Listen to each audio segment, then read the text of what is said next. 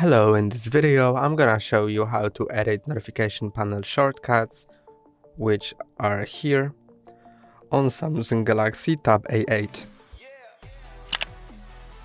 When you swipe down from the top of your screen, you access this top menu, and when you swipe down again, you have all of the controls, and if you want to edit them, click on the pencil here. Now you can choose whether you want to edit the top or the full view. I'm gonna edit just the full view.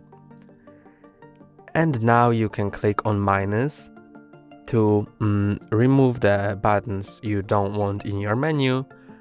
I'm gonna remove colon text and quick share.